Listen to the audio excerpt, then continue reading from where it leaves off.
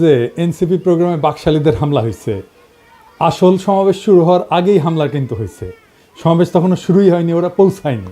সমাবেশের পরেও সেখানে হামলা হয়েছে। সেই সমাবেশে হাসনাত আবদুল্লাহ স্লোগান দিছে মুজিববাদ মুর্দাবাদ। শুনেন।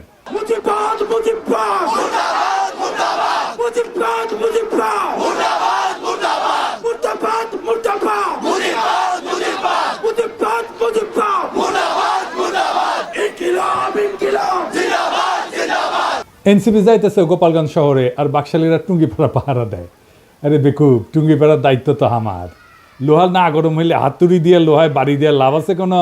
বাকশালীদের ঔদ্ধত্য আর জনগণের ঘৃণা সেই পর্যায়ে পৌঁছাইলে টুঙ্গিপাড়া জয় বাংলা হয়ে যাবে, কেউ ঠেকাইতে পারবে না। টুঙ্গিপাড়া বাঁচানির একমাত্র রাস্তা হইতেছে বাকশালীদের জাতির কাছে ক্ষমা চাওয়া, নয়তো অপেক্ষা করা লোহা গরম হওয়ার। পিনাকির শপথ মিস হয় না, যা কইছি করে দেখাবো ইনশাল্লাহ। আওয়ামী লীগ আসলে কি, বাকশাল আসলে কি? একটা নিষিদ্ধ ঘোষিত সংগঠন যারা 16 বছর ধরে রাষ্ট্রকে দখল করে রাখা আয়নাঘর আর গুমখুনের রাষ্ট্র বানাইছিল। 1 বছর হয় নাই হাজার হাজার ছাত্ররে মারলো পাখির মতো গুলি কেরা। আর এই ছাত্রলীগ আওয়ামী লীগ নিজেরা অস্ত্র হাতে হাসিনা পুলিশের সাথে নামিছিল। তাদের মধ্যে যারা পলাইছে তারা তো পলাইছেই, আর বাকিগুলা গোপালগঞ্জে যায় ঢুকিছে। রাজনৈতিক নেতাদের জন্মস্থানে সেই দলের একটা প্রভাব থাকে দীর্ঘদিন, এটা স্বাভাবিক। গোপালগঞ্জেও আওয়ামী লীগের প্রভাব থাকবে, আওয়ামী মনোভাবাপন্ন মানুষ থাকবে, কিন্তু একটা রাজনৈতিক দলের শান্তিপূর্ণ কর্মসূচি করতে দেবে না। প্রাইভেট বাহিনী দিয়ে অস্ত্র হাতে সমাবেশ শুরুর আগেই সমাবেশ স্থল ভাঙবে, এটা কি মগের মুল্লুক? কেন বিএনপিকে তো গত ফেব্রুয়ারিতে সমাবেশ করতে বাধা দেয় নাই? আমরা তো কথা বলার সভা সমাবেশের স্বাধীনতা চাইছি, রাজনীতির স্বাধীনতা চাইছি, হাসিনা এটা করতে দেয়নি। তো গোপালগঞ্জে কি এখনো হাসিনার শাসন চলে? বিএনপি ওখানে করতে পারলে এনসিপি কেন করতে পারবে না? মানে গোপালগঞ্জের আওয়ামী লীগের সাথে কি এমন প্রেম বিএনপির যে তারা সমাবেশ করতে পারবে, আর কি এমন শত্রুতা এনসিপির যে তারা যাইতেই পারবে না? বিএনপি কি হাসিনার বিরুদ্ধে লড়াই করে নাই? এই বিএনপি যখন 2024-এর 14 সেপ্টেম্বরে প্রোগ্রাম করতে যাইতেছিল, তখন গাড়ি বহরে হামলা করে 3 জন বিএনপির নেতাকর্মীকে মাইরা ফেলাইছিল এই গোপালগঞ্জের বাকশালীরা। আর আজকা বিএনপির কর্মীরা উল্লাস করিচ্ছে আওয়ামী লীগের মতোই, যে এনসিপি মার খাইছে, দাওয়া খাইছে, উল্লাস করিচ্ছে। হ্যাঁ, কি বেকুবের বেকুব রে। তো বিএনপি পরে প্রোগ্রাম করলো যখন, তখন কোনো খুনোখুনি হইল না কেন? কোনো অ্যারেঞ্জমেন্ট হয়েছিল নিশ্চয়ই। তো যখন পরে বিএনপি প্রোগ্রাম করতে গেল, তখন কেন আওয়ামী লীগ ট্রিগার্ড হইল না? কেন ডাক্তার জাহিদ ট্রিগার্ড হইল না? কেন কচু খেতে ট্রিগার্ড হইল না? কেন আগে থেকে আওয়ামী লীগেরা চ্যালেঞ্জ ছুড়ে দিতে থাকলো? প্রশ্নটা এখানেই। তার মানে বিএনপির সাথে গোপালগঞ্জ আওয়ামী লীগের এই মুহূর্তে কোনো কনফ্লিক্ট নেই, কনফ্লিক্ট আছে এনসিপির সাথে। তার মানে এনসিপি সেই শক্তি যা হাসিনাকে উৎখাত করছে, তারে ঠেকাইতে হবে। বিএনপির সাথে আর কোনো শত্রুতা নাই। তাই আওয়াজ তুলছে গোপালগঞ্জের ছাত্ররা ঢুকতে পারবে না, ঢুকলেও বাইরে হতে পারবে না। এইটা ছিল মিথ। এই মিথ চুরমার হয়ে গেছে। রাজনৈতিক দলের কর্মসূচিকে নিরাপত্তা দেওয়া পুলিশের কর্তব্য, আর্মির কর্তব্য। এনসিপি মারপিট করতে যায় নাই, সভা করতে গেছে, রাজনৈতিক সভা। এনসিপির হাতে অস্ত্র ছিল না, আমরা সবাই দেখছি। তারা খালি হাতে গেছে, পুলিশ আর্মি নিরাপত্তা দিচ্ছে, তাদের পেশাগত কাজ করছে। পুলিশ আর্মি এই কাজটা করছে রক্তপাতহীনভাবে, কোনো প্রাণ ঝরে নাই, যতক্ষণ পর্যন্ত এনসিপির নেতারা ছিল। এটাই বিজয়, হাসিনার জামানাকে অতিক্রম করে যাওয়ার বিজয়। এই বিজয় এলো বর্ষা বিপ্লবের নায়কদের হাত ধরে। গোপালগঞ্জে মুজিব বিরোধী সমাবেশ করতে যাওয়া যায়, নিরাপদে ফিরেও আসা যায়, কোনো প্রাণঘাতী সংঘাত ছাড়াই। তারা তাদের কর্মসূচি শেষ করে ফেরত আসছে। এই ঘটনার রাজনৈতিক মূল্য অনেক। এইগুলাই ছোট ছোট বিজয়। আর গোপালগঞ্জের জনগণ নামে নাই, নাম ছিল বাকশালী গুন্ডারা। ওরা মরণপণ লড়াই করতে পারে না, সেটাও তো দেখলেন। এখন বলবেন কই 4 জন তো মারা গেছে। হ্যাঁ, মারা গেছে, কারণ তারা এনসিপির নেতারা ফিরে আসার পরে নানা জায়গায় হামলা শুরু করেছিল, বোমা আগ্নেয়াস্ত্র নিয়ে, এমনকি জেলখানা আক্রমণ করেছে। ক্যাজুয়ালিটি হয়েছে তারা ফিরে আসার পরে। আরও অনেককে চিনবার পারলাম এই সুযোগে। যেমন ধরেন বাংলাদেশের মিডিয়াগুলা, যেমন প্রথম আলো, জাউরা, ও বলছে যে কিছু লোক এসে হামলা চালাইছে। এই লোকের পরিচয় তারা জানে না। মতি মাহফুজকে এমনি আমি থাপড়াইতে চাই, জাউরার জীবন না ভালো হবে না। এখন আবার কচু খেতে আসিছে মানবাধিকার নিয়ে, ওরে আমার ওরে ওবার মানবাধিকারও বুঝে। মানে আপনি একজন খুনি ডাকাতের মানবাধিকারের পক্ষে দাঁড়াবেন, জার্মানিতে নাজি পার্টির সদস্যদের মানবাধিকারের পক্ষে দাঁড়াবেন। ওই সারাক্ষণ করে ধান্দাবাজি, জানেন? কই থেকে কি টাকা কামানো যায় তার ধান্দা করে। টাকা কামানো খারাপ কিছু না, কিন্তু মিনিমাম নৈতিকতা তো থাকবে। একটা এক্সাম্পল দিই, ওই যে মুস্তাক মারা গেল না, রিমান্ডে নিছিল, তার সাথে কিশোরকে ধরেছিল। কেন ধরেছিল জানেন?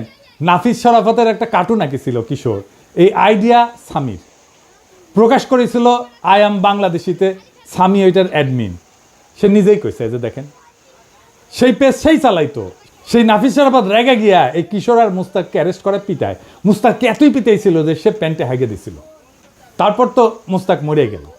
সেই নাফিস শরাফতের একটা কাজের জন্য এই সামি তদবির করছে মন্ত্রণালয়ে, কাজ দেয় না এই জন্য মন্ত্রণালয়ের দায়িত্বপ্রাপ্ত বিশেষ সহকারী পিছে সে লাগিছে, তার নামে রিপোর্ট করা হয়েছে।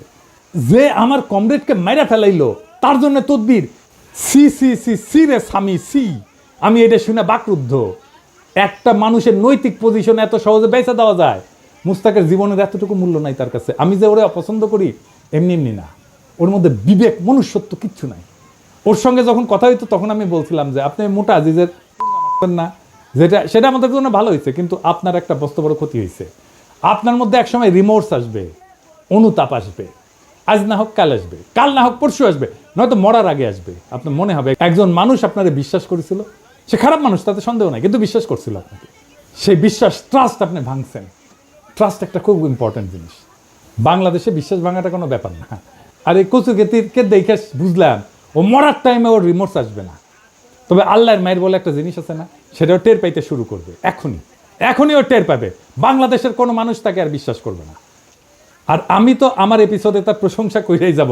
মানুষ জানবে একজন অতিশয় ভালো মানুষ আছে দুনিয়ায়, সে ভালো কাজ করে, সে ভালো ছেলে, সন্ধ্যায় হাত মুখ ধুয়ে পড়তে বসে আর দেখে কোটি কোটি ধান্দা করা যায়, কোটি কোটি চান্দা আদায় করা যায়, কারে কারে দিয়ে চান্দা আদায় করে সেটাও জানি। যাই হোক, অনেকে কইতেছে যে এই হাসনাত আর্মি চিফের বিরুদ্ধে দাঁড়াইছিল, এখন আর্মির গাড়িতে কেন নিরাপত্তা নিল? আসেন ব্যাপারটা একটু বুঝে দেখি। আর্মি রাষ্ট্রের অধীনে একটা এজেন্সি, কিন্তু আর্মি নিজেই যদি একটা সার্বভৌম এজেন্সি হয়ে উঠতে চায় তাহলে রাষ্ট্রের নাগরিক তার বিরোধিতা করবে। আর্মি চিফ বাংলাদেশের পলিটিক্স নিয়ে কথা বলতেছে, যেটা তার ডোমেনের মধ্যে না। সে নিজে একটা সার্বভৌম এজেন্সি হয়ে উঠতে চাইছে। সার্বভৌম ক্ষমতা জনগণের, সেই সার্বভৌম ক্ষমতার শেয়ার কাউকে দেবে না গণসম্মতি ছাড়া। ওয়াকার গণসম্মতি ছাড়াই সেই সার্বভৌম ক্ষমতা নিতে চাইছিল। এনসিপি ছাত্ররা আমরা আর্মি চিফের সার্বভৌম এজেন্সি হয়ে এটার বিরোধিতা করছি, ভবিষ্যতেও করব যদি আবারও চেষ্টা করে। আমি রাষ্ট্রের নাগরিক হিসেবে রাষ্ট্রের বাহিনীর সব সার্ভিস পাওয়ার অধিকার রাখি। আমি নাগরিক হিসেবে তাদের নিয়োগকারীও বটে, আমাকে সেবা দেওয়া তার কর্তব্য। আর্মি চিফের সার্বভৌম এজেন্সি হয়ে ওঠার বিরোধিতা আর আর্মি নিরাপত্তা সার্ভিস নেওয়ার মধ্যে কোনো বিরোধ নাই, বরং রাষ্ট্র আর নাগরিকের মধ্যে সম্পর্কের ধরনই এটা। আর্মি এনসিপি নেতাদের অনুগ্রহ করে নাই, এনসিপি নেতারা ওয়াকারের বিরোধিতা করে ভুল করে নাই। আমার প্রোফাইলে বিএনপির পোলাপাইনরা এসে কমেন্ট করছে যে কেন ওরা পালায় আসলো, এটা কোনো হ্যাডম হইল? হ্যাডম নিয়ে হাঙ্কের সাথে ফাইট করতে আসে, এনসিপি বিএনপির সাথে ফাইট করতে আসে এই হ্যাডম নিয়া। আচ্ছা, খুব ভালো। 2023 সালের 28 অক্টোবর কয়েক লাখ লোকের সমাবেশ, সাউন্ড গ্রেডের আওয়াজে নেতারা মঞ্চ ছেড়ে পালায় গেছে। মির্জা আব্বাস বলে যে আমরা প্রাণ ভয়ে দাঁড়াইতে পারি নাই। মাঠ ফাঁকা, নেতারা শুধু না, লাখো লাখো লোক ফাঁকা হইতে বেশি সময় লাগেনি। অস্ত্রের সামনে শূন্য হাতে টিকে থাকা সম্ভব না, এটা সবার মনে রেখে ট্রল করা উচিত। এই ছেলেদের অসীম সাহসের কারণে গত বছরের 5ই আগস্ট হাসিনা দেশ ছেড়ে পালাই যেতে বাধ্য হয়েছিল। এই ছেলেগুলো তখন রুখে দাঁড়াইলে আজও হাসিনা মসনদে থাকতো, খালেদা জিয়া আজকাল জেলে থাকতেন, আর আপনাদের অনেকেই গুম হইয়া আয়না ঘরে থাকতেন, কেউ কেউ মারাও যেতেন ক্রস ফায়ারে। আপনাদের কে বুদ্ধি দেয় এনসিপির পিছে লাগতে? আপনাদের দল তো ছাত্রদের জন্য বিবৃতি দিছে, তাদের নিরাপত্তার জন্য উদ্বিগ্ন হয়েছে। আপনার দলের নেতাদের সাথে তো আপনাদের ডিসকানেকশন। এখন আমি বুঝতে পারি যে কেন মির্জা ফখরুল মাঝে মাঝে মেজাজ হারায় ফেলে, কেন বক্তৃতা দিতে যে ধমকা ধমকি করেন, থাপ্পড় টাপ্পড় মারেন। তাদের সাহসের প্রশংসা করতে না পারলে চুপ থাকেন। ওরা হুমকি সত্ত্বেও ওখানে যাওয়ার হিম্মত দেখাইছে। হামলার পরেও তারা সমাবেশস্থলে গেছে, বক্তৃতা করছে, মুজিববাদের বিরুদ্ধে স্লোগান দিছে। এই অসীম সাহস দেখানোর জন্য তাদের ধন্যবাদ। এইবার আসেন গোপালগঞ্জের আলোচনা। কেন গোপালগঞ্জে যাওয়াটা জরুরি, দখল নেওয়াটা জরুরি? আসেন এই বিষয়টা আলাপ করে বুঝি। 1971 সালে 16ই ডিসেম্বর বাংলাদেশ স্বাধীন হয়। এটা আমাদের বিজয় দিবস। আমরা জানি যে ওই দিন আমরা পরাজিত করতে পারি, পাকিস্তানি বাহিনী আত্মসমর্পণ করে। 1971 সালে বাংলাদেশে পাকিস্তানি ভাবাদর্শের পরাজয় হয়েছে। তারপরে বাংলাদেশে পাকিস্তানি ভাবাদর্শে পলিটিক্স করা গেছে, যায়নি। বাংলাদেশকে মাইনাই পলিটিক্স করতে হয়েছে, এটাই নর্মাল। ওই সময় পাকিস্তানবাদী ছিল জামাত, এখনকার বাংলাদেশে পলিটিক্স করে, কিন্তু তারে বাংলাদেশ মাইনাই পলিটিক্স করতে হয় এবং পাকিস্তানি ভাবাদর্শকে ডিনাই করে। তখন পাকিস্তানি ভাবাদর্শ পরাজিত হইলেও বেশ কিছুদিন কোনো কোনো এলাকা পাকিস্তানপন্থীদের আওতায় ছিল। ওই সমস্ত জায়গায় বাংলাদেশের সার্বভৌমত্ব প্রতিষ্ঠা করতে সময় লাগছে। যেমন ধরেন মিরপুর 1972 সালের 30শে জানুয়ারি পর্যন্ত মিরপুর দখলে ছিল পাকিস্তানপন্থীদের। ওইটা মুক্ত করতে গিয়ে জহির রায়হান মারা যান। নারিন্দা, নারায়ণগঞ্জ, শিয়া মসজিদ, মোহাম্মদপুর, খুলনা, পুরান ঢাকা, রূপসা, রাজশাহী, সিরাজগঞ্জ, বগুড়া, চিটাগাং পোর্ট, এইসব জায়গা 16 ডিসেম্বরে মুক্ত হয় নাই, পরে মুক্ত হয়েছে আস্তে আস্তে। ঠিক এইভাবে 2024 সালে বিপ্লবের পরেও বাংলাদেশে বাঙালি জাতীয়তাবাদ পরাজিত হয়েছে, আওয়ামী ভাবাদর্শ পরাজিত হয়েছে, মুজিববাদ পরাজিত হয়েছে। কেননা এইটা বাংলাদেশের সার্বভৌমত্ব মানত না, এইটা বাংলাদেশকে ইন্ডিয়ার পার্ট ভাবত। দেশের মানুষের বিক্ষোভের তোরে ইন্ডিয়ান আর্মিরে ডাকতেও তাদের আটকায় নাই, পাইকারি খুন করছে, দেশের জনগণের বিপক্ষে যুদ্ধ ঘোষণা করছে, তারা নিজেদের বাংলাদেশি মনে করা জনগণদের উপরে গুলি চালাইছে, সবাইকে বাঙালি হইতে বাধ্য করতে চাইছে। তাই ওইটা ফ্যাসিস্ট একটা রেজিম ছিল। তাই বাঙালি জাতীয়তাবাদ এবং মুজিববাদ, বাকশাল, আওয়ামী লীগ বাংলাদেশ আর পলিটিক্স করতে পারবে না, তারা বাংলাদেশি মানে না। কিন্তু 71-এর মিরপুরের মতোই 24-এও গোপালগঞ্জে এখনো বাঙালি জাতীয়তাবাদ, মুজিববাদ পরাজিত হয়নি।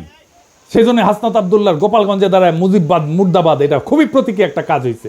মুজিববাদ মুজিববাদ মুর্দাবাদ মুর্দাবাদ মুজিববাদ মুজিববাদ মুর্দাবাদ মুর্দাবাদ মুর্দাবাদ মুর্দাবাদ মুজিববাদ মুজিববাদ মুজিববাদ মুজিববাদ মুর্দাবাদ মুর্দাবাদ ইনকিলাব ইনকিলাব জিন্দাবাদ জিন্দাবাদ। আমি গোপালগঞ্জের আমজনতারে বলবো, আপনারা বাংলাদেশ না মানা রেসিস্ট, ফ্যাসিস্ট বাঙালি জাতীয়তাবাদে থাকেন না, আর মদত দিয়েন না। সারেন্ডার করতে বাধ্য করেন অ্যান্টি বাংলাদেশ বাঙালি জাতীয়তাবাদী এবং মুজিববাদীদেরকে। পরাজয় মাইনে নিতে বলেন, মাইনে নিয়ে বাংলাদেশের মেইন স্ট্রিমে জয়েন করতে বলেন মেহেরবানি কইরা। আর এটা যদি না করতে চান, গোপালগঞ্জ বিপ্লবের বাংলাদেশের সার্বভৌমত্ব প্রতিষ্ঠা করা হবে। আপনারা এক সপ্তাহ টিকতে পারবেন না, আর্মি পুলিশ কিচ্ছু লাগবে না, জাস্ট আপনাদের সাপ্লাই চেইন বন্ধ করে দেওয়া হবে। আপনারা বাইরে হতে পারবেন কিন্তু ঢুকতে পারবেন না। সব ইকোনমিক অ্যাক্টিভিটিস বন্ধ হয়ে যাবে, জ্বালানি তেলের সাপ্লাই বন্ধ হয়ে যাবে, গ্যাস বন্ধ হয়ে যাবে, ইলেকট্রিসিটি সাপ্লাই বন্ধ করে দিলে আপনারা শেষ। আগে ঘোষণা দেওয়া হবে, শহর ছাড়েন, 24 ঘন্টার মধ্যে ফাঁকা হয়ে যাবে শহর, সব সরকারি কর্মচারীদের উইথড্র করা হবে। পারবেন 7 দিন টিকতে? প্রফেসর ইউনূসের দায়িত্ব বাংলাদেশের সার্বভৌমত্ব প্রতিষ্ঠা করা গোপালগঞ্জে। আবার 1 মাস পরে মার্চ টু গোপালগঞ্জ ঘোষণা করা হবে, যদি আপোষে সারেন্ডার না করে তাইলে। বেগম জিয়া বলছিলেন গোপালগঞ্জের নামই বদলাই যাবে, গোপালগঞ্জ আর থাকবে না।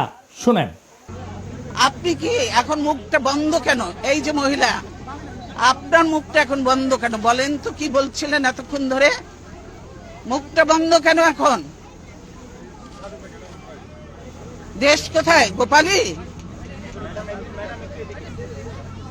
গোপালগঞ্জ জেলার নামই বদলে যাবে, বুঝছেন? গোপালগঞ্জ আর থাকবে না। এইটা বাস্তবায়ন করতে হবে। এর জন্য 2টা কাজ করা যায়। এক, গোপালগঞ্জের নামটা বদলে ফেলাই যায়, বা জেলা সদর পরিবর্তন করে অন্য উপজেলায় নেওয়া যায়, নাম বদলে দেওয়া যায়। গোপালগঞ্জ বদলে কাশিয়ানি করা, কিন্তু মৌলিক কোনো পরিবর্তন করা হবে না। আর 2 নম্বর হচ্ছে গোপালগঞ্জের উপজেলাগুলোকে জিওগ্রাফিক্যাল লোকেশন, রোড কানেক্টিভিটি এবং হিস্টোরিক্যাল কালচারাল কানেকশনের ভিত্তিতে অন্যান্য জেলার সাথে রিডিস্ট্রিবিউট করে দেওয়া, গোপালগঞ্জ জেলায় বাদ দিয়ে দেওয়া। এক্ষেত্রে যেটা করা যেতে পারে, 1 নাম্বার, কাশিয়ানি এবং গোপালগঞ্জ সদরকে নড়াইলের সাথে যুক্ত করে দেওয়া যায়, মাকসুদপুর উপজেলাকে মাদারীপুরের সাথে যুক্ত করে দেওয়া যায়, কোটালীপাড়াকে বরিশালের সাথে যুক্ত করে নতুন নামকরণ করে দেওয়া যায়, আর টুঙ্গিপাড়াকে বাগেরহাটের সাথে যুক্ত করে নতুন নামকরণ করা যায়। তো এতে একটা জেলা কমে যাবে। তো একটা জেলা যদি কমে যায়, তাহলে আমরা কোনো একটা জায়গাকে, যেমন ভৈরব বা লাকসামকে নতুন জেলা ঘোষণা করে মোট জেলার সংখ্যা 64 রাখা যায়। এখন সময় আসতে একটা প্রতীকী কিন্তু বাস্তব সিদ্ধান্ত গ্রহণের।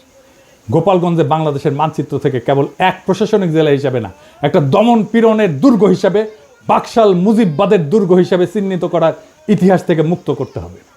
টুঙ্গিপাড়া বা গোপালগঞ্জ কখনো একটা পরিবার বা মতাদর্শের ব্যক্তিগত দুর্গ হতে পারে না। এটা বাংলাদেশ নামের জাতির অংশ।